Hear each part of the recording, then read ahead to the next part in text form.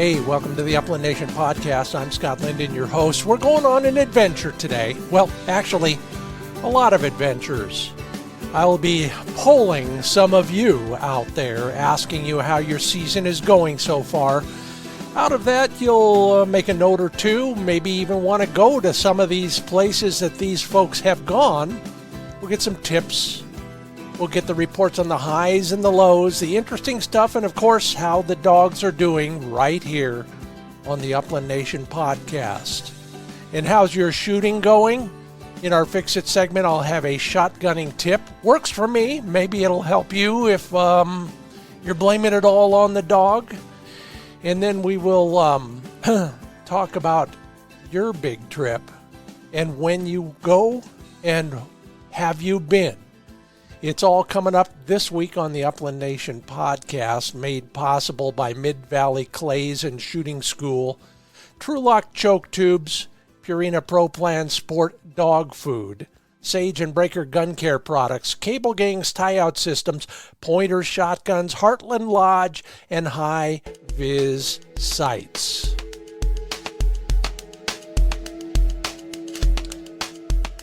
Well, I don't know about you, but the to-do list gets longer once the season starts. And right about now is when I'm working on the things with Flick that maybe are, kind of backsliding a little bit. In our case, it's retrieving to hand. Yeah, if I ever hit a bird, it may not be completely and totally dead by the time Flick brings it back. And if he puts it on the ground instead of into my hand, there's a good chance we'll be doing another retrieve. So that's our job this week. Working on the table, on the yard, in the field with thawed birds. The whole idea being dial things down in the way of excitement so that when he comes back, he knows his job is to bring it all the way back until I tell him to give. Now, as you can imagine, that's been an ongoing topic for me, so I've written about it quite a bit. If you want to learn more, go to findbirdhuntingspots.com. Lots of dog training suggestions there.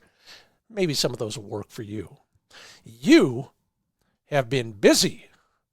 And I read an article in Pointing Dog Journal by one of my friends, interviewee on the podcast, and then now retired, let's call him editor emeritus of Pointing Dog Journal. Steve Smith is his name.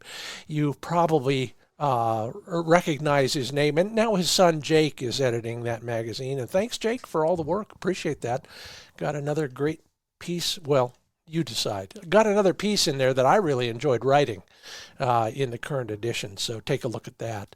I thought I'd ask, because Steve wrote a piece on when to go hunting, when he goes and his preferences and why he goes that time of year. For example, he talks about not going opening weekend and in general not going on weekends. And now he's able to do that because he's emeritus. Some of us don't have that luxury, but I thought it was interesting. And then I thought it would also segue very nicely into the question that I asked a couple weeks ago, and that was, have you been on your big trip yet for the season? So this was very early, and like most of us, human nature is let's make a big one on the opening weekend, and the answers were kind of interesting. So I thought I'd share those with you. Have you been on your big trip yet this season? Michael Augello says we're on our way home from our second big trip of the year. And there's a great shot from the back seat of somebody's pickup. Boy, there's a lot of technology and a lot of caffeine in that shot there. I hope you had a good time. It looks like a beautiful place. Even then, the colors were changing as you're driving down the highway. Those trees are beautiful, and hope you had a good time. You didn't tell me how you did. Steve Zirkle, sure miss you, man. Hope we can get together again sometime, whether it's Kansas or somewhere else. Next week, he says, South Dakota, new spot, new people. I ought to write about that someday. You enjoy that kind of stuff? I sure do.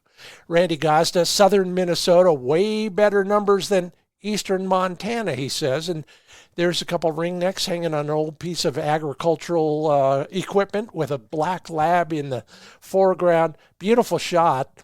And wow, hard to believe that's Minnesota. That may as well be a Montana or a South Dakota shot. Anyway, Miles Burdett, yeah and no, but going. Deer hunting. That's the second time this week somebody said, I haven't even started yet. I'm going deer hunting. I got to get that fixed. And, good luck. I hope, Miles, you get your broke down vehicle back from where it is. Yuck. I hate when that happens. James McConnell, Montana, very disappointed. Not even close to the same bird count. Yeah, heard that recently again. No grasshoppers this year. Bruce Wondrek, executing right now. Montana, Idaho, Montana, North Dakota, and home to Missouri. And welcome to the crowd, Bruce. We added California quail to our life list. And there's a couple sharp tails and a nice looking shotgun leaning against yet another piece of old rusty agricultural equipment. Boy, what would we do if we didn't find old stuff to lean our dogs and our shotguns and hang our birds from? Sean Couch, great to hear from you again. Montana, great time. Weather just right. Only one small porcupine incident. And then my favorite part of that trip, great food and cold beer. Yeah, Dan Stewart, Colorado for sage grouse, Nebraska for sharpies and chickens. Wow, love it. Scott Bissiger, by now you're probably back. Eastern Montana. Wyoming in September. Idaho 2 weeks ago. Yeah, I'm liking Idaho. I'm going back for sharptails next year. Grant Goblish, in the middle of it right now. What does that mean to us? That means, yeah, a beautiful tricolored setter in the back of the truck with a couple, I'm going to guess, it's a little bit hard to make out. They look like bob whites to me from this distance and with these colorblind eyes. Anyway, glad you're all out. Interesting, as many people as there were that are going early on the big trip. I love that idea because it's been a long time and we got to make up for it. Absolutely. So the rest of you, if you haven't gone yet, have a good one. Share some photos. I'll ask that question again later on down the road. Having a good time with the photos as well. So anytime, feel free to share those. And that part of the program calls for support and resources from TrulockChokes.com. Beyond the Chad Hodge upland chokes that are now available, and boy, are they nice and good looking too. Very nice. They're extended chokes because Chad thinks those are the way to go when it comes to getting the most in the way of efficiency and accuracy. If you are a side-by-side owner, of course, and you're looking for a flush-mounted choke situation, and Scott Trulock doesn't offer that in their incredibly long list of products, well, call him and he'll do it for you. No extra charge. They'll make you a set of flush mount chokes for your side-by-side, just so it always looks good when you're going to that side-by-side society shoot and having a good time showing off your side-by-side shotguns. Just call Scott, tell him what you're looking for. That is TrulockChokes.com. And Sage and Breaker, I'm using them every day. Every day that I'm in the field, I'm using at least one and sometimes more products from sageandbreaker.com. And if you want to make sure you're in on some of the new products that are coming down the pike, make sure you sign up for the email list at sageandbreaker.com. Some great bridle leather products out there now, shell pouches, another one on the way that'll hold your empties as well. And then soon, more traditional, what I call bore cleaning product with a nice rod that, well, I'll tell you more as I'm allowed to. But the only way you'll learn it before I do is if you get on their email list, sageandbreaker.com.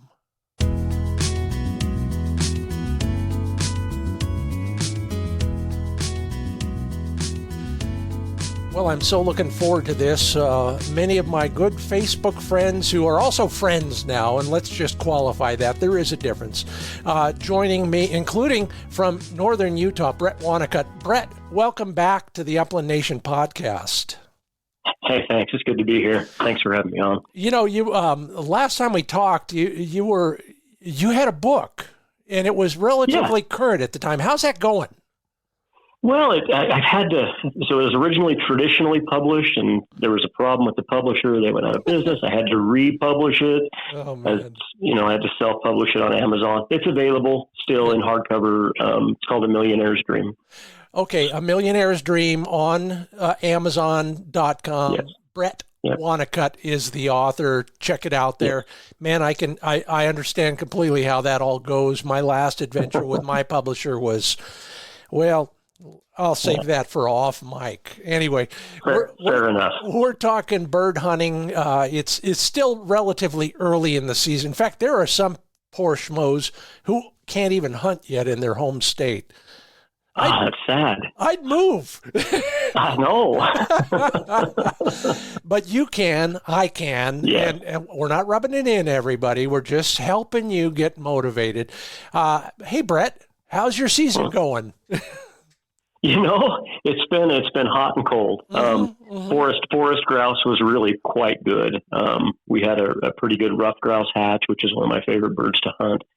And I had a really great early season rough grouse hunt, and the blue grouse were also pretty good. After that, it slowed down a little bit. Well, before we get out of the forest, why do you think the rough grouse hatch was so strong? I don't know. Really? Okay. I've been trying to figure that out forever. It's got to have something to do with the timing of precipitation. Yeah. It just does, but I don't really always understand exactly how or why. Yeah. Well, and we never do. And, I had a great discussion with Al Gadori a week or so ago on that very subject. There's so many things that can change, in a day-to-day course of events. So when you define a great forest grouse season, what does that mean to Brett? Oh, it means you're going out and finding, multiple early season, you're finding multiple brood groups. And then as they break up, you're finding, 10 or 15 birds in a morning, getting, multiple points and it doesn't necessarily mean you're hitting anything, but you're seeing birds or hearing birds at least, and you're getting dogs on point. Good. I'm feeling better now. Yeah. As long as you don't go to where the shooting works anyway. Right. Well, good for you. And so that was the hot, the cold was what? So after that, I've been out in more flatland country, and it seems like the hatch is pretty poor, even non-existent in some places. Yeah. Some of the chucker coveys I'm seeing and taking a few out of appears to be mostly adult birds from last year. And the same could be said for some of the pheasants and I'm pretty early I hunt pheasants in Idaho a little bit. I'm pretty early in my pheasant journey for this year, but so far it's been a lot of older birds and a few young birds. Oh, that's interesting. Hungarian partridge coveys have been small. My experience kind of echoes yours, except for the young versus old birds. I've been shooting a lot of young birds in the chucker world and in the valley quail side as well. And I'm beginning to be a little optimistic about some of the places I go. I'll have more to tell you Sunday afternoon, but it depends. In many of the places I know well, microclimate is absolutely critical. Isn't it? You get hail in one canyon, but you don't get it in the next one, and all of a sudden, all the birds that are left are over in that good one. Yeah. And that's the nature of it, right? That's why they call it hunting, not shopping. Yes. What kind of habitat have you seen? Has that changed as a result? Well, we had one of the hottest, driest summers in history here in this part of the world. And I just don't think brood recruitment was very good, at least in the areas that I frequent and have been to so far. Now, I have friends that are shooting quite a few birds and finding quite a few more birds than I am. So I suspect that microhabitat thing is going on also, and I expect to find some birds somewhere.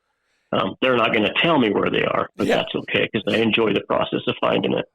So, well, good. I'm glad you're getting some mixed reports at least. Yeah.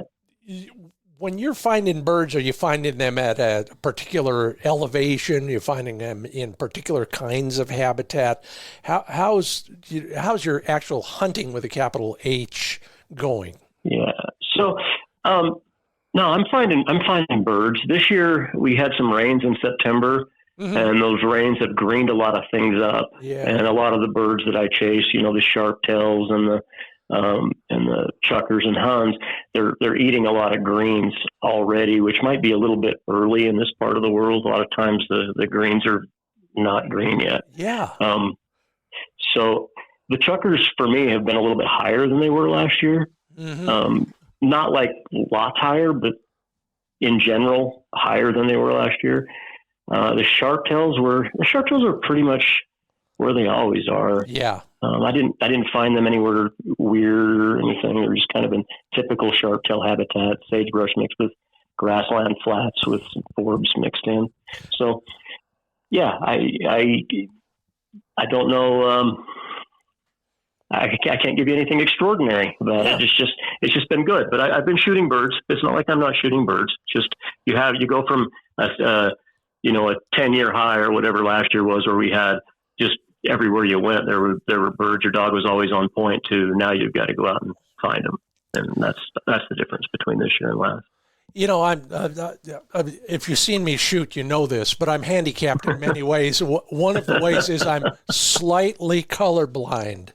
So this whole concept of, quote, green up, unquote. Yeah. And for us in the West, a lot of times that means cheatgrass, that is seeds that have finally started germinating, everybody.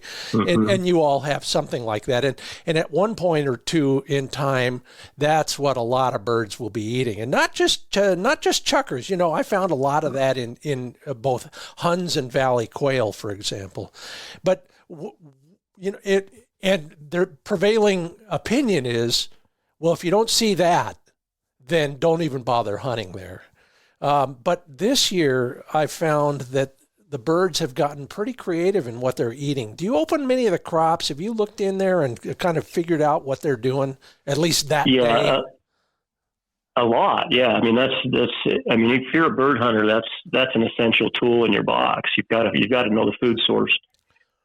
And it's been. I mean, this year it's been a lot of greens because that green here is available. And so the chukars are full of green up like they would be in December normally. Yeah. And the Huns have some green up in them too. The few that I've taken. The sharp tails, they're the same. They were full of green and a little bit of service berries. I think that's pretty typical, though. You usually find some of the service berries and green up in those sharp tails. Yeah. So. No bugs. Has that been the same for you? No, in fact, I'm going to tell you. But first off, how about the bug situation? You finding any grasshoppers in any of those birds? Not now. Yeah. Earlier in the year, like in early September, the forest grouse, especially the blues, or what we call dusky grouse here, they had quite a few grasshoppers in them, which is pretty typical. I haven't seen that many grasshoppers in crops recently, even though I'm still seeing a few grasshoppers. My experience has been no green up to speak of, but interestingly, lots of little seeds from, over here we call them common mullein. It's a funny looking plant. Looks like it probably came from a foreign country or an alien planet, but the seeds are tiny black dots. A lot of that. Oh, yeah. And then for the first time ever, and I've been killing chukars for 30 years, what I think are wild onions. Yes. I've seen that in chukar crops before. This was the first time I've ever seen it, and they were soaking wet. They were right there in that patch where I broke my rib. It was a kind of it was a seep that at some points in time probably is a real spring, but soaking wet underneath all the tall grass, and that's where that bird came from. So next time I'm up in that country, I'm going to dig in a little bit and see if I can find some of those. Yeah, did they smell bad, the birds? They smell like onions? No, they were great. Wow. Boy, I killed a rooster pheasant a few years ago, maybe 4 years ago, and he was full of wild onions. And, man, I kept walking around. I thought, man, I stink. I forget deodorant or something. It was that old rooster that had been feeding on wild onion. Oh, isn't that wild? Yeah. Well, maybe he had been feeding on them way too long. I don't know. Yeah. I like onions on my burger, but I'm not going to feed my cattle that. Fair enough. Oh, that's wild. Well, so not that we all have various reasons to consider bird seasons. The whole thing and bits and pieces of it so far. Are you optimistic about the rest of the season? Not as optimistic as I was last year when there was a bird behind every bush. You know what? We always find some birds, always, and we always have a good time. Yeah, I'm optimistic to a point, not as optimistic as last year. I mean, there was a bird under every bush last year. This year, I think you're going to have to work for them, but we always find birds. We always spend time in the field with our dogs, our old friends that we see. It's going to be a good season anyway. Yeah. Well, of course, I apologize for leaving the best for last, but how are the dogs doing? So, my dogs, I'm fortunate to have two dogs in the prime of their lives. I've got a 5-year-old and a 7-year-old. Yeah. And both of those dogs are really firing on all cylinders. I also have a young dog, and of course, because you expect the ones in their prime to do well, I guess maybe you start thinking a lot more about the younger dog. But he's really been doing well too, and he's growing and learning, and he's on his way to having a really nice season. He's doing what I call rolling in a young dog, where he's getting point after point after point, and then he makes a mistake. And then he rolls again and gets point and point and point. And when you've got a young dog doing that, it's really pretty fun to me. I don't mind the mistake once in a while, especially when I'm seeing growth from the mistakes. I had a great quail hunt with it. Well, we ended up doing chukars too the next day, but great quail hunt with a young Brittany exactly like that. I'd hunted with him as a very young dog last year.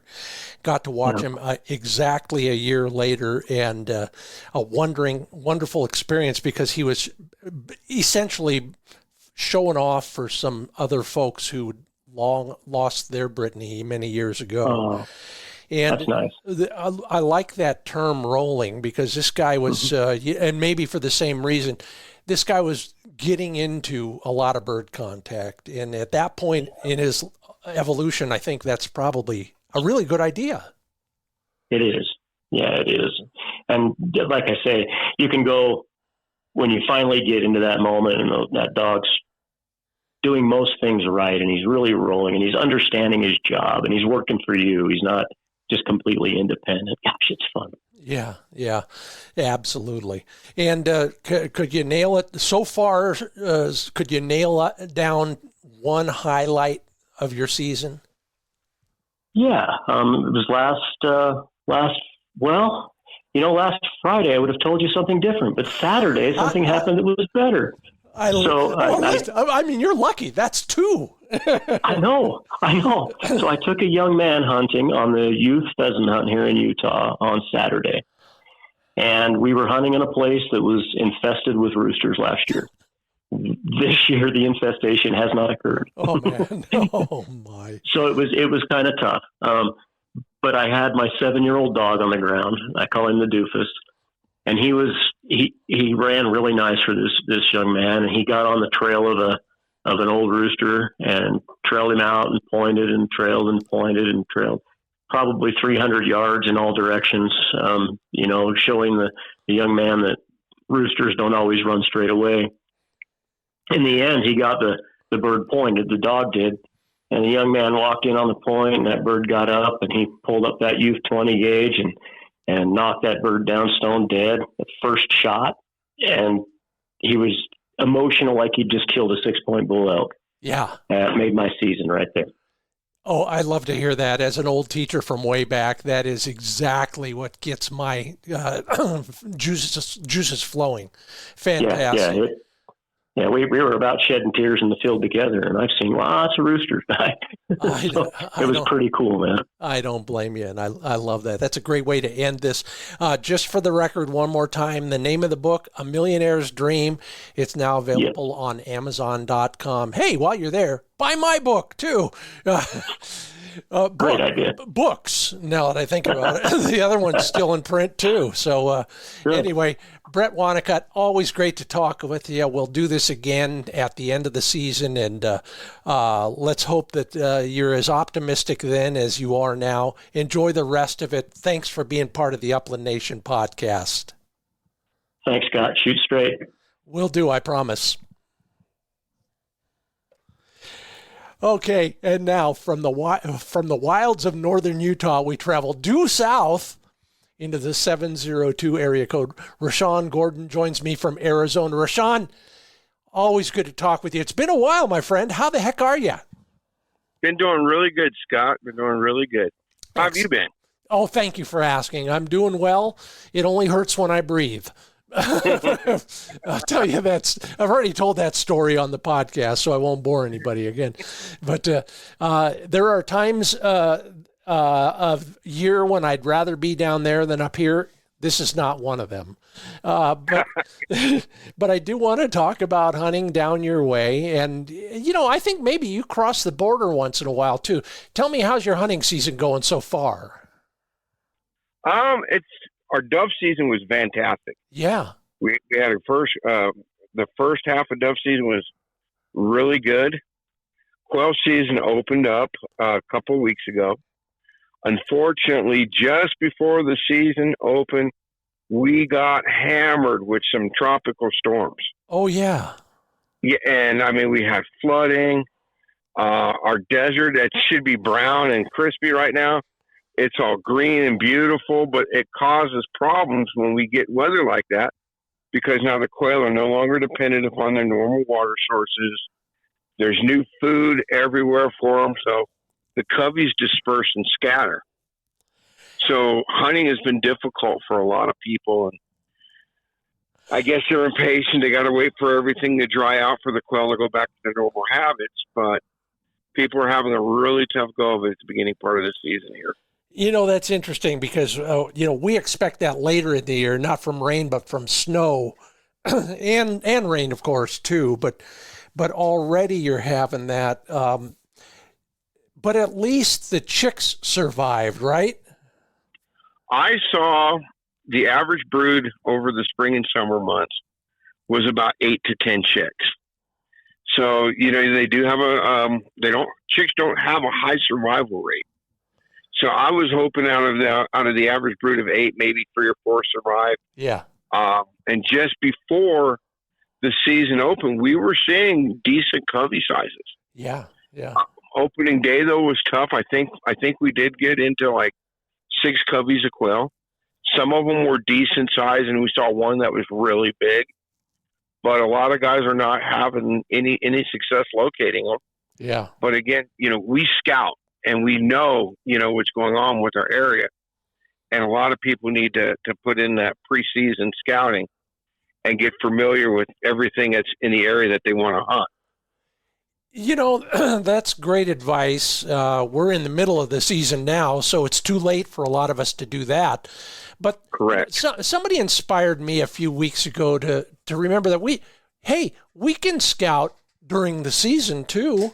Even if it's simply spending a few more minutes in the truck looking at the habitat we're going to hunt and figuring out the things that you're just describing. The birds are dispersed for this reason or that reason. Okay, when they disperse, what are they going to look for? And you're a perfect example. So you're out there, whether you were scouting preseason or tomorrow when you go out again. What are you looking for when the birds are not in their usual haunts for this time of year? What do you look for instead? Well, if I'm hunting an area that I'm totally unfamiliar with, yeah, I would look for sunny slopes. Uh-huh. And I would also look for canyons midday that have some sort of thicker vegetation. Yeah. Because usually after the quail or chukar, they get up, they feed, they water. They like taking little afternoon siestas. Uh-huh. And they'll look for some brushy place to hole up, take their little snooze, and then they go on about their business again, eat and water up before they go back to the roost. Yeah. Yeah. So you got to look for stuff like that. Normally, if you know where they feed, that'd be the first thing I would hit in the morning. Go hit their feeding area and then work my way down to water, but not when they're dispersed like that. You got to think outside the box a little bit. Yeah, and just for the record, tell us what kind of quail you're chasing down in that country. Where I live, we have nothing but Gambel's quail. Okay, all right. And I'm going to say, by the way, we'll talk about Prim off mic someday, but you're kind of close to the California border, but not really. But in that general area in the Mojave Desert, is that about right? Yeah, I'm about 40 miles from the California border. Yeah, and describe the habitat conditions down there. What kind of plants are you dealing with? What kind of topography? It's very sandy. Yeah. Lots of mesquite. We have some sagebrush, some tumbleweed, cat claw, cactus. I mean, it's pretty. it's nasty desert. Yeah. Everything's out to poke you and stick you. Yeah. We don't have a lot of thick vegetation until you get close to the river, and then you get tons of mesquite growing in really tight. And the birds they love that area, but you need a flamethrower to get them out. Yeah, that's the Southwest equivalent of cattail swamps, I think. Yes. So it's very open out here too, in certain areas. Very open. And my limited experience with Gambel's is, well, they're not as bad as scaled quail, but they're bad enough. If it's open and they can run, they'd much rather run, especially if you got a little arroyo there, that they will run up, and you can't see them. The arroyo might be 6 inches deep, but you still can't see those dang birds. Are you seeing that kind of behavior already this year? Oh yeah. And then usually about the time you see them, they're 150 yards ahead of you. Yeah. And as soon as you make eye contact, that's when they decide to fly. Really? So they're smart. So hey, everybody, Rashawn's professional advice, yes, he's a pro, is chase those birds with your eyes closed and they won't fly. I'll try that. I got to tell you one thing. Maybe you've learned this too, but we learned this a long time ago in New Mexico on a Gambel's hunt. We would put blockers out there a quarter mile away, so that those running birds, they didn't realize there was somebody way over there as well. That paid off several times. Hey, you can watch it on the show for that matter. Do you ever do anything interesting with your guide clients, for example, in the way of tactics like that? Yes, we've kind of laid out the same thing in a couple of instances. Other times, we know where they feed at. We might try to approach it from higher ground and push down on them. Mm-hmm. A lot of it depends on the area and the size of the coveys too. Bigger coveys are harder to deal with because there's that many more eyes and ears. Yeah. And when you're dealing with country that's super open, as upland guys, we love our orange. So quail look up and they see big orange giants coming at them from 300 or 400 yards away. They've got the tactical advantage. Yeah. Yeah, I've written on this subject, and every day I'm reminded again of how stealthy we really ought to be, and we're not. It's a little easier said than done, of course. When you're out there, what's one of the things that you've learned over and over again, maybe the hard way, that you might suggest that we employ in our own tactical approach to running birds? Well, now this is probably going to sound crazy, but especially for the lone hunter, yeah, you need to get the birds up and scared, because then their natural reaction is to scatter and hide. Yes. So if you see them Do what it takes to get them to fly, yell, scream, honk, whatever, jump up and down, get them to want to fly and disperse. Use the hawk call, because their biggest predators are hawks. Yeah. And then a lot of them will peel off and hold tight. And if you have a bird dog, that's where that dog is going to shine, because he's going to find those sitting birds and point them out. If you don't have a dog, then my advice is to walk the areas where you see some sort of brush, move kind of at a good rate of speed, and then just stop. Wait a few seconds before you move again. They get afraid when you stop. They hear you coming. Yeah. And then when you stop, a lot of times they're, oh, maybe he sees me. And they can't take that. Then they fly. Also, if you can make the imitation like their wings, like the... Yeah. They'll go, oh, Fred just left. I'm out of here. I've used that to my advantage over the years. By the way, thank you, Al Gadori. I think you're the one who taught me that. Fantastic and a little unorthodox, but not all the way. How's the dogs doing? You got some new dogs in your string? I have a little dog named Katie. I told you I hunted her last year at the end of the season. She did great. Yeah.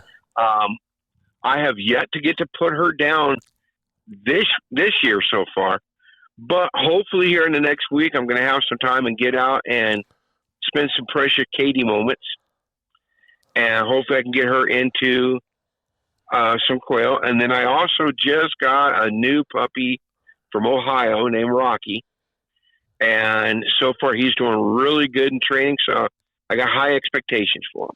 When you say new puppy, I mean, what age is Rocky?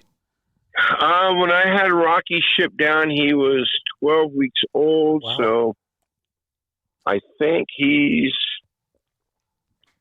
that's pretty good. Of course, he's getting up there. I can just tell you he's getting pretty big. Oh, well, yeah, that's one way to look at it. Absolutely. So with a young dog like that, just help you're not the only one with a young dog, by the way. What kind of expectations does a pro like you have for a young dog like that this season, his first season? On the wild birds, if I can get a good solid point out of him before the end of the season, I'm going to be happy. If I get more than that, I'm going to be super happy. Okay. I just want him to go out, get familiar with everything. Don't be afraid of the cover, because, like I said, a lot of this stuff, it gets you. It pokes you, it hurts you, and to get that quail set in his nose. Love it. I'll tell you a quick one. So we're in New Mexico, and I bring my young dog. Flick at the time was very young. Turned him loose in that country like you have there. And, of course, the collar control says he's on point. So we're all racing over there, 2 cameras, 2 guides, me, and we finally find him. And they're getting all the good pictures of him, and then they pan the camera over to what he's pointing, and it's an Angus steer. I took it. I put that in the win column. Now, I didn't have the right shotgun for that target, so I passed up on it. They don't fit you good in the bag either. No. Well, other than that great joke, Rashawn Gordon, how what has been the highlight of your season so far? Well, during our dove hunt, we had a kid actually shoot his very first bird. Yeah. So that was actually, really exciting, and I was glad I got to witness that and be a part of that. Yeah. And then for our quail hunt, we had some first-time quail hunters. I believe 2 of them were they're in the military, but they're originally from Ukraine. Oh. So they got to experience, quail hunting here in America. So that was actually pretty cool and exciting. And they got a couple of birds. Now, were they guide clients? Yes. Wonderful. Oh, that's wild.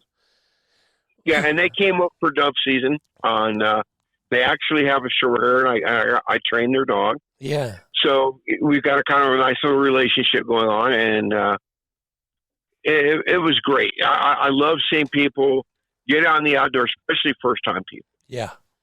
Because it kind of shows me that, this tradition is going to continue on. Love it. You're the second call I've had today where the highlight has been a newcomer.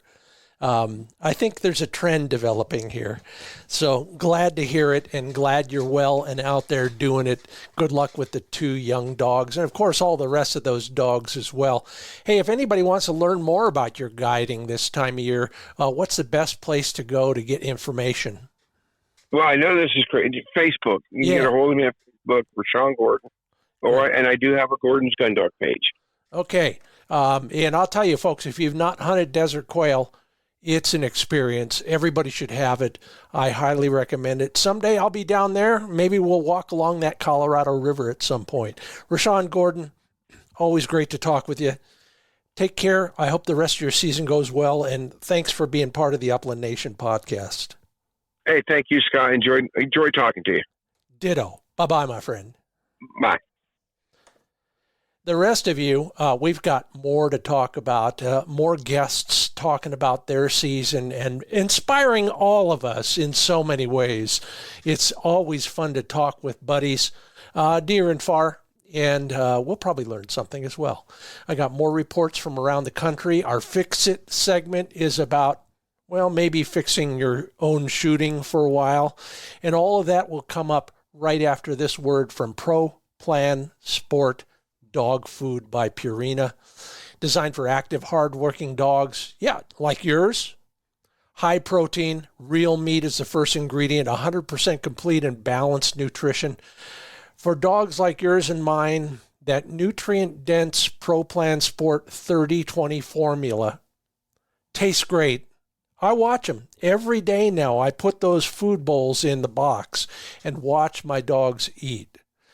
They enjoy every single scarf, nom, nom, nom. They are doing it. I can't help but think that is important to a dog as well as the nutrition that's within it. Great tasting. Give your dog the food they like. That's especially important while you're traveling. Learn more at ProPlansport.com.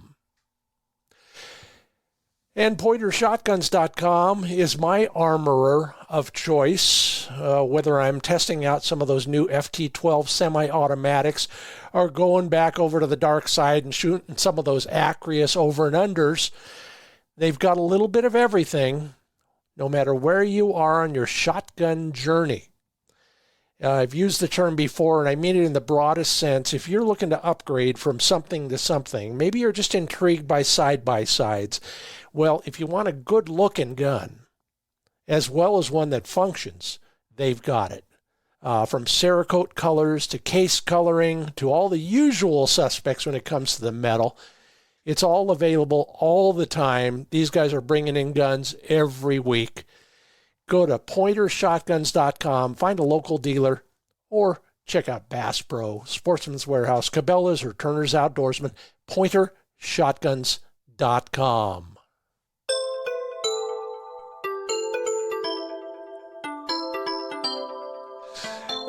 Well, it's fun to learn what's going on around the country, and for this call, we're way up there in the Upper Peninsula of Michigan. I wish I could be back there myself. Joe Rendell, welcome to the Upland Nation podcast. Good to be with you, Scott. You've been out, you've been hunting, you've got a different place than most of us go for that kind of thing. I'm really eager to know how your bird season is going so far. What's the top line? Well, to start with, our season was pretty slow to start with. We had some really, really hot weather to begin with. Our season started September 15th. Yeah. And we were getting some temperatures that were well in the 80s, so it was pretty slow going. You got to watch your dog real close. So we hunt a little bit in the morning and maybe about an hour and a half. That was about all we could do. By 10:30, 11 o'clock, the temperatures were getting up there, so we were pretty much shutting down for the day. Yeah. Along with that, the rough grouse are in there. They go through a 10-year cycle, they say, and I think we're on the bottom of that 10-year cycle right now, so there isn't a whole lot of birds around. Wow. And then on top of that, when the hatch was coming along in end of May, beginning of June, we had some really cold, windy, wet weather, and I don't think there was a good hatch this year. So our numbers for rough grouse were pretty bleak to start with. The nice thing about it is the woodcock helped us out. The flights, they're migratory birds, so the flights came down and the weather was nice. So they stuck around for a while. So that was always fun hunting those, and the dogs worked good on those and stuff. So that was a help there. Oh, yeah. That's like out here where I go. If the chukars are not cooperating, the valley quail might be. And, hey, there might be a Hungarian partridge once in a while. Yeah. So even early in the season, you were seeing migratory woodcock. Yeah, and that was a surprise because last year was just the opposite. I didn't see the flights come down last year till almost the end of season. And so that was a nice surprise to see a lot of birds around, a lot of woodcock around in the beginning of season. So that was kind of nice. Most of the time we who don't chase them very often think it's because the weather up north is bad enough that they want to leave.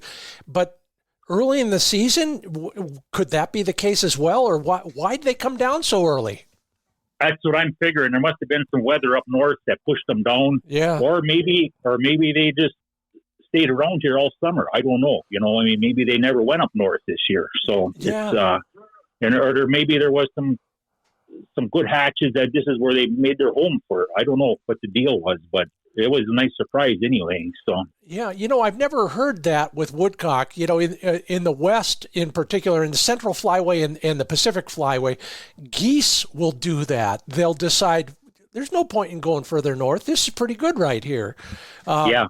I'll have to ask my friends at the Rough Grouse Society about that. That's fascinating. How about the dogs?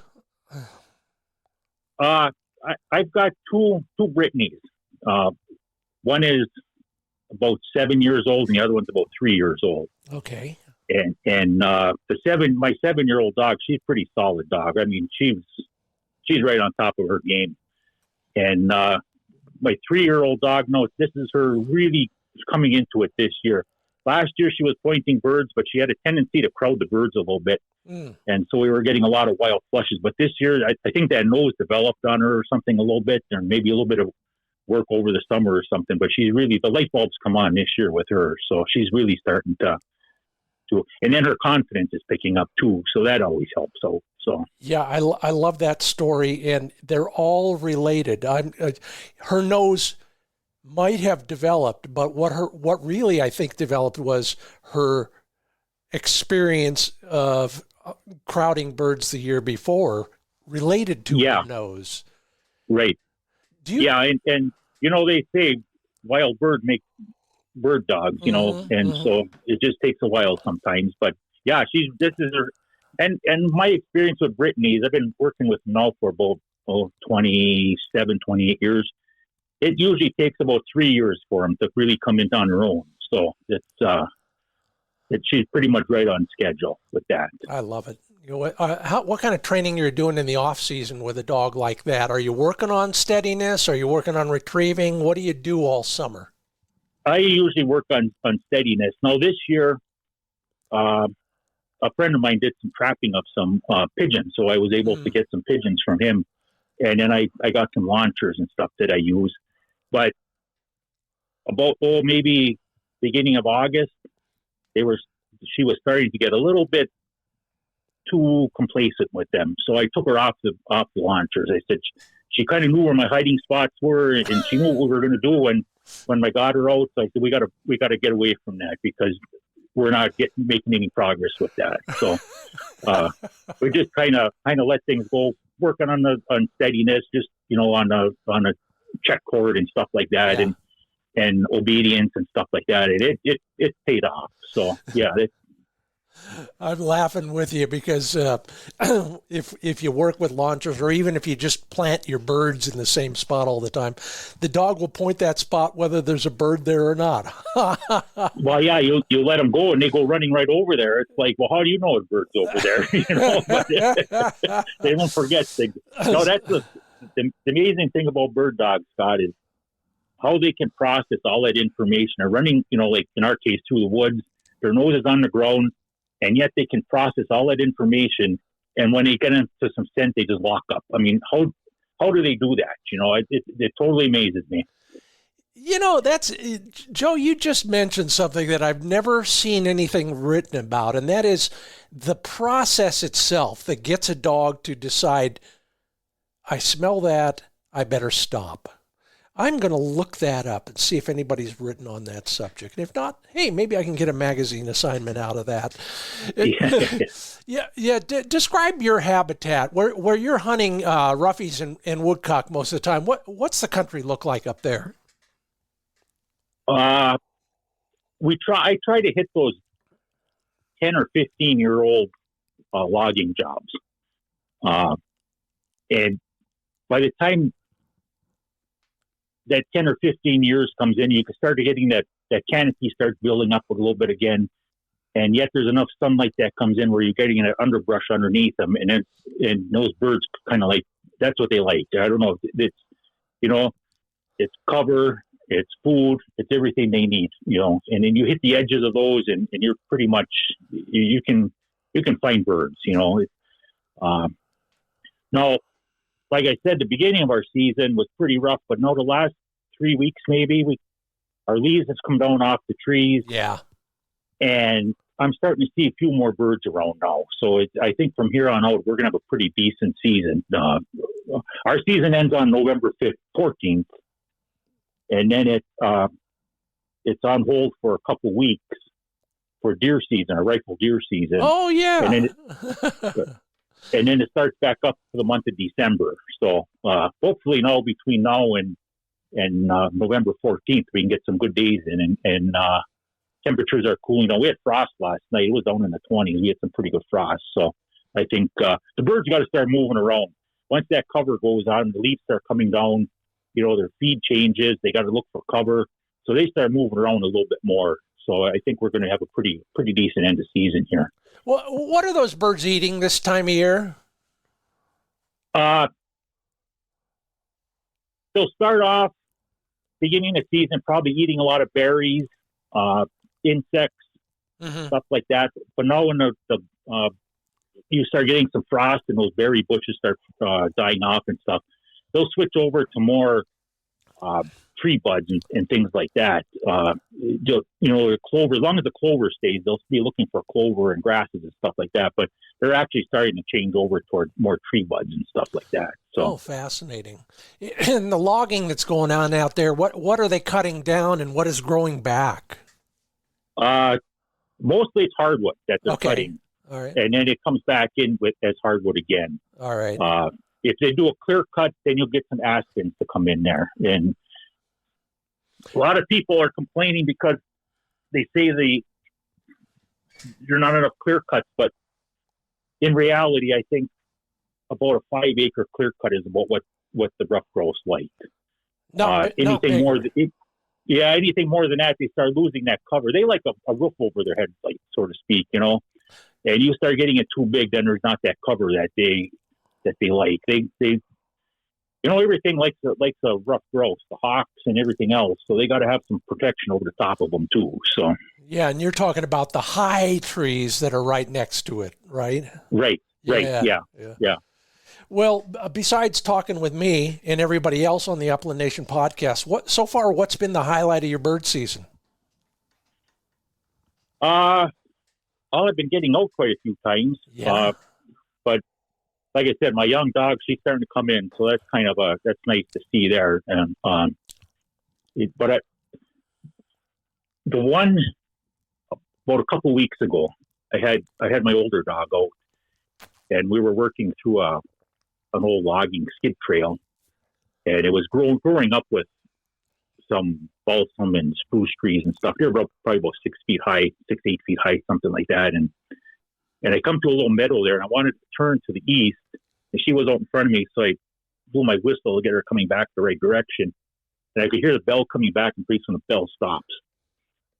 And in the meantime, I was getting my water out for her because I was going to give her a drink of water and stuff. I had my gun leaning up against a tree.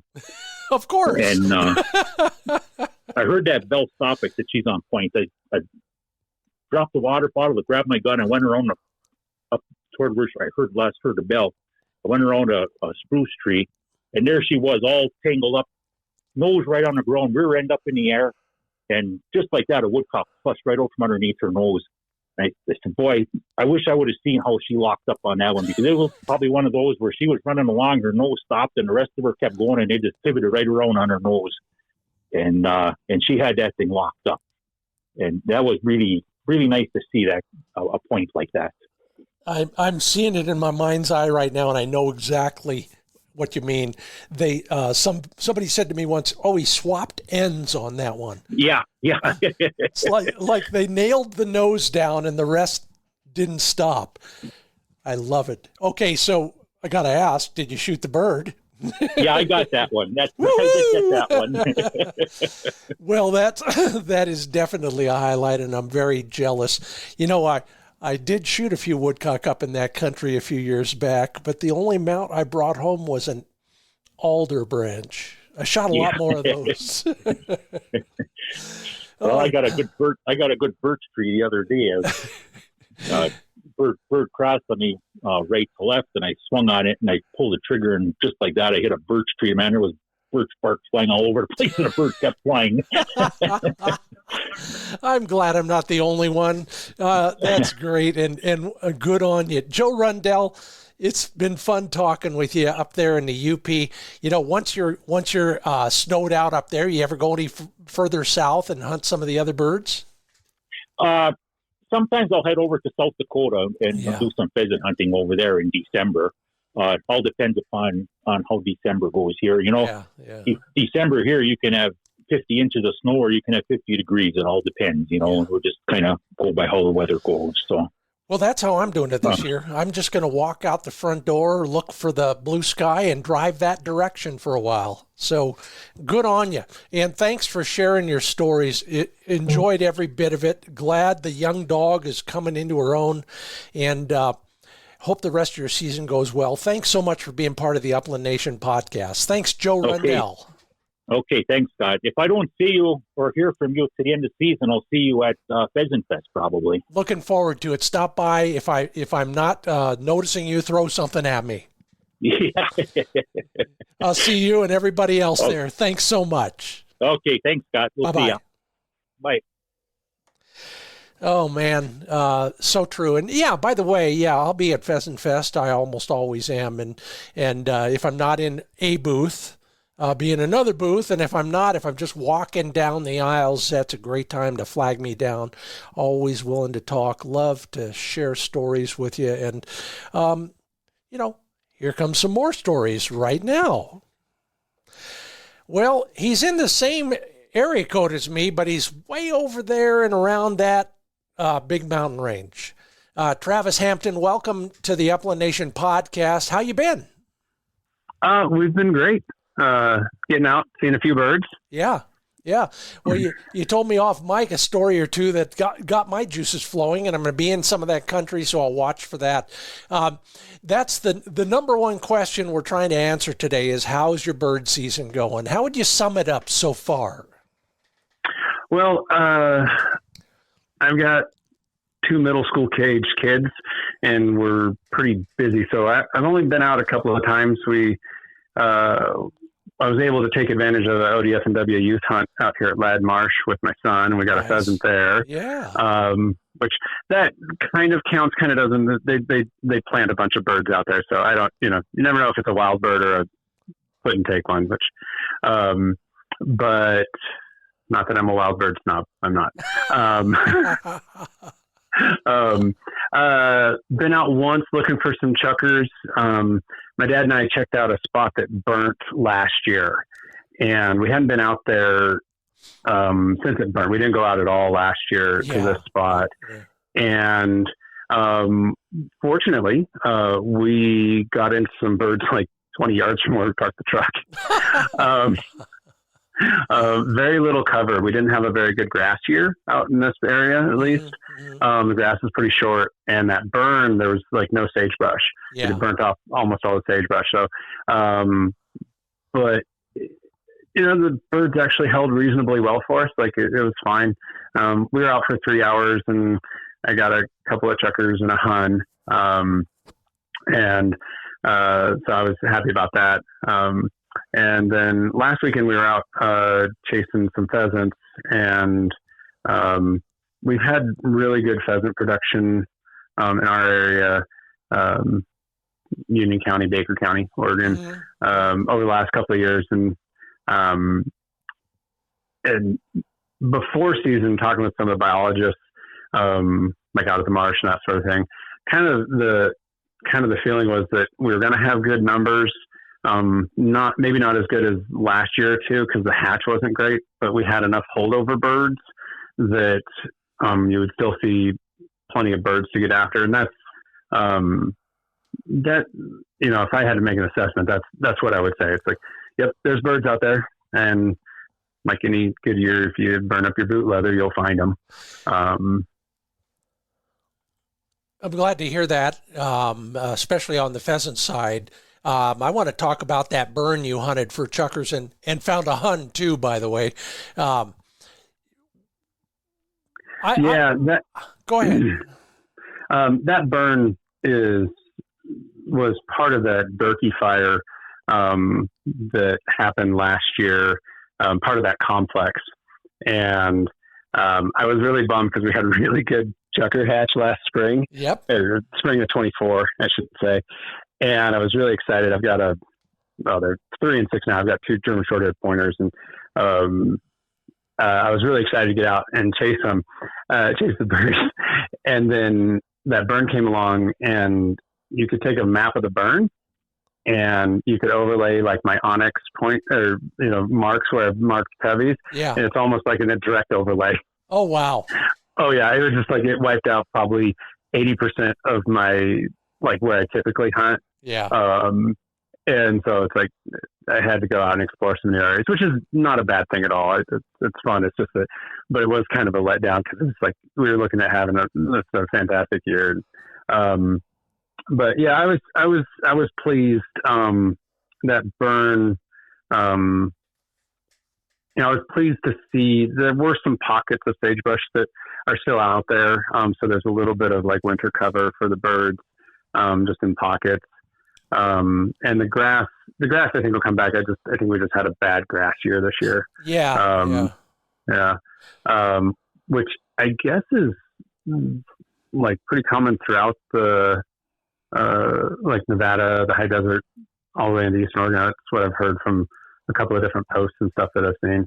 I think you're right. Yeah. And, I want to just share, go back to that burn sometime later in the season, because I've had some interesting experiences. We, of course, get the same fires in many of the same kinds of places. And I went back out of curiosity once to look at it. It looked like a moonscape, it was still black. Mm-hmm. And just like you described, the sagebrush was all down to the nubs. And, and in this case, there wasn't a whole lot of grass. But in one canyon, the 10 yards on either side of that creek stayed green. Right. And that's where the birds were. And, you'd shoot a bird, you'd open up the crop, and you know what I found in there? I found toasted cheatgrass seeds. Well, that was a question that my dad and I had. So I grew up down in Richland, Oregon. It's right on the breaks of Hell's Canyon. Yeah. It was like, and it's funny. I haven't really hunted chukars anywhere else because, like, if you're there, why would you leave to go someplace else? Yeah. Well, don't rub it in, by the way. Right. So it's like I really want to go check out some of the Oahe country and that sort of thing south of here, but at the same time, it's like I can do a day trip and go hunt where I've hunted since forever. But my dad and I, that was the big question we had after the burn was, what are those birds going to be eating? Because from a distance, there just wasn't anything. But that would make sense if those cheatgrass seeds survived. They're going to eat them anyway, so it would make sense. Yeah. Yeah. I don't know. I don't know if they would do nothing else. I killed some birds on a creek bed last week that had nothing but dry seeds in their crop. Here they are living in basically a riparian environment, and it was none of that stuff. It was none of the green stuff that was growing there. They were venturing out into the flats and eating the stuff that was falling off and sitting in the sand. So I don't know if you can draw any conclusions at all, but if you're ever stuck in a burn, go for the wet part, or at least give it a try. There's a lesson for everybody, I guess. So far, I think I'm gonna guess, but I'm gonna let you answer this question. What's been the highlight of your bird season so far? Last weekend, chasing pheasants. My 11-year-old son, we've been doing a 4-H trap program, and then he also shot for his high school trap team. So he's been shooting a lot, and he's been excited. He got a few birds last year, shot a couple of ducks and some other stuff, but his shooting has improved quite a bit. So probably the highlight so far is watching him absolutely crush a rooster. I was standing there with an empty gun. I'd shot one and it went down across the ditch row, and another one came out to the left, and he shot too fast on his first shot. And then I could tell he was going to hit it. I was watching the bird, but I could see him out of the corner of my eye. And I knew just from the way the gun moved, I was like, that bird is going to die. And he absolutely crushed it. That was probably the highlight of my bird season so far. Outside of seeing the dogs work and that sort of thing. Every time they go on point, it's exciting. Yes. But what's funny, especially hunting in the steep chukar country, it's like I legitimately don't know what I like more.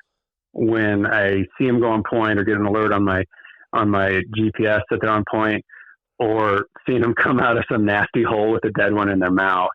On the chukar hunt that we went on a couple of weeks ago, the last bird that I shot kind of flush wild and was kind of a high left to right crosser, and I hit it, and it did the classic thing where it was just tumbling out of the sky, and then about 3 feet from the deck, locks its wings and sails about a quarter of a mile down the canyon.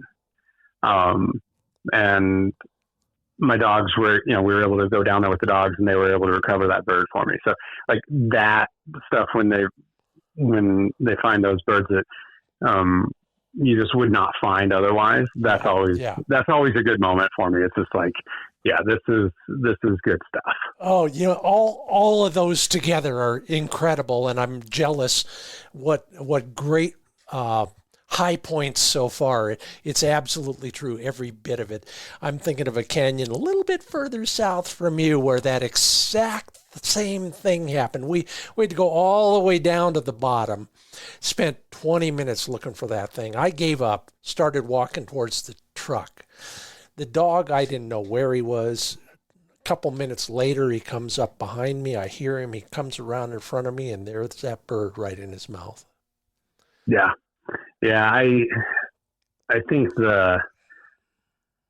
my older dog, the best retrieve or find that we've ever had was like that. A buddy of mine and I, bird came over and we dropped a leg and it sailed across. And I looked on the map and I mapped it out. It was, as the crow flies, it was over 600 yards. It was on a completely different ridge. And there was a fairly distinct clump of sagebrush, and we saw that the bird kind of hit near that clump. So we had a target to go after it. But we went ahead with our hunt and circled around, I don't know, half mile or a quarter, something like that. We were going on this hunt chasing some Huns that were on a flat there. And we circled back around and we went through that sagebrush, and we just kind of stopped and we were eating a snack and letting the dog run around. And very soon, here she comes with a bird in her mouth. It was just stuff like that. It's just like, I know you can hunt chukars without a bird dog, but I doesn't interest me. Yeah. Why bother? Yeah. I lived in New Mexico for 7 years, and I never once chased desert quail because I didn't have a dog. And I was just like, without the dog and the partnership and that sort of thing, it's, for me, it's not worth doing. There you go. I can go shoot clay birds at a trap range, and that's if it's the shooting part of it, that's fine with me. So. I love it. Well, get back there, take your dogs. It's always fun. And that country has such a wealth of quail species down there in New Mexico. So get back down into that country sometime. Always fun. Glad we could connect. I'm a little jealous, but I'll have more stories as of Sunday. And you will too, I'm sure. Travis Hampton, enjoyed talking with you. Enjoy the rest of your season. Be safe out there.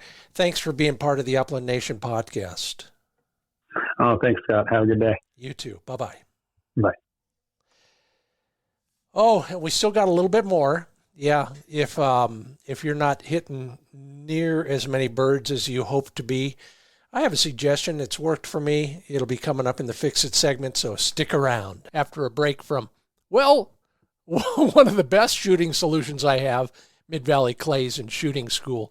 Dave Fiedler, Vandy Fiedler, and the whole team over there. They're all hunters as well as expert target shooters. So think about them if you're ever in Western Oregon and need a lesson.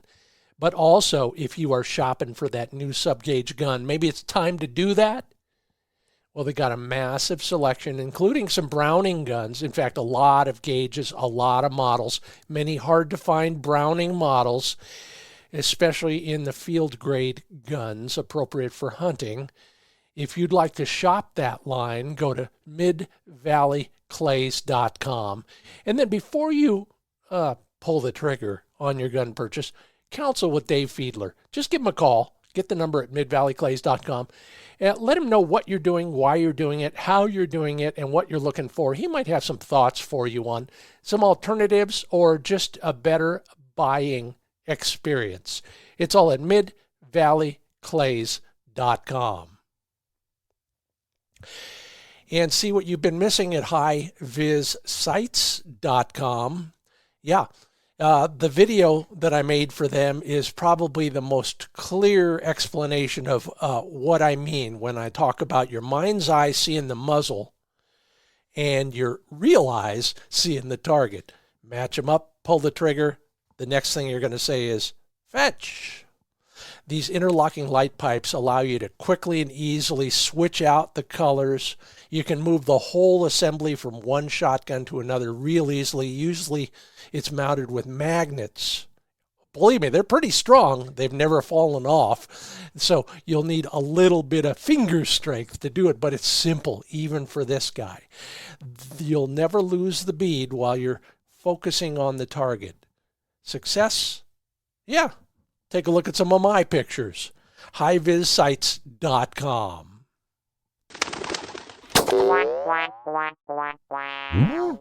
The dog's on point, quivering. His nostrils are just fluttering. And then there's the flush. Maybe one, maybe several, or just a cloud of birds. It's no wonder we miss so often, and that's what we're going to fix today. Often what happens when that scenario plays out is we rush to get the gun from down in some, port arms or other carrying position up to the shoulder and pull the trigger as soon as possible. Well, the more we rush, I tell you, the more you rush, the more your gun mount is going to be crappy. And if you got a crappy gun mount, you're probably going to miss. You might get lucky once in a while. We all do. But in this whole move, mount, shoot method that I espouse and that most people are teaching these days for we hunters, it's a little different. The fundamental difference is slow down. The last thing you want to do in the last few microseconds is put that gun up to your shoulder, touch the cheek to the gun butt, and pull the trigger. Okay. But before that happens, get to that ready position. Track the bird with your eyes. If you're tracking the bird with your eyes, your gun will follow, so will your hips, and that's what's important. Then slowly mount the gun. When the gun touches your shoulder, it's the time to rush. Pull the trigger immediately. Soon as the butt meets the cheek, gun butt that is, focus too long while the gun is up to your shoulder, and your eye it just naturally pulls away. I'll never forget Don Curry acknowledging that. Don is the NSCA instructor, he knows what he's talking about, and that's exactly what happens. You try it sometime. So the moment the gun gets up to your cheek is the time to rush. But until then, slow down. I got more thoughts on that subject at findbirdhuntingspots.com. Hope that fixes it for your next hunting trip. Send us a picture and show us how successful you were. Well, thank you so much for your kind attention. If you appreciated the podcast, please tell one person. Maybe send them a link to the podcast website. And if you leave a rating, I would sure appreciate it. Thank you to everybody who called in. Yeah, sure enjoyed all of your comments. Brett, Rashawn, Joe, Travis, thanks so much for being part of the Upland Nation podcast. Of course, it's all made possible by the kind resources and time made available to me through Purina Pro Plan Sport dog food, Mid-Valley Clays and Shooting School, TrulockChokes tubes, Pointer shotguns, Sage and Breaker gun care products, Heartland Lodge, Cable Gang's stakeout systems, and HiViz shooting systems. Always something new at findbirdhuntingspots.com, including more details on all of these topics. Until we meet again right here, enjoy the rest of your season. Be safe. I'll see you down the road. I'm Scott Linden, and this is the Upland Nation Podcast.